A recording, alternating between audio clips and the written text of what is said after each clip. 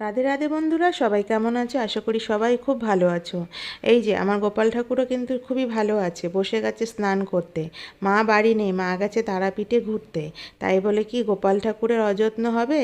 মা বাড়ি না থাকলে ছেলের কিন্তু সেভাবেই যত্ন না হয়, মা যেভাবে যত্ন নেয়। তাই চলো ওকে স্নান টান করি, ওকে ঠান্ডা করি। ভগবান যদি সন্তুষ্ট থাকে আমরা মানুষগণও খুব ভালোই থাকবো। আর ভগবানের কৃপা সবাই কিন্তু চাই। আর মা নেই, একটু অযত্ন হওয়া চলবে না। তাই আমার ওপর এখন দায়িত্ব পড়েছে ওকে স্নান করানো, ওকে খেতে দেওয়া। চলো তাড়াতাড়ি ওকে স্নান হয়ে গেছে, এবার রেডি করিয়ে ওকে বসিয়ে দিই খেতে।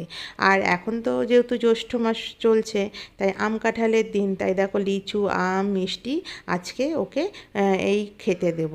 আর বৃহস্পতিবার যেহেতু, তাই ঘট বসানোর জন্য সব কিছু সাজিয়ে নিয়েছি।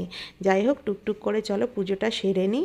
পুজো সেরে আবার যাব নিচে সবাইকে খেতে দিতে। আগে ঠাকুরকে খাইয়ে নিই, তারপরে তো আমরা খাবো। চলো আজকের মতন টাটা।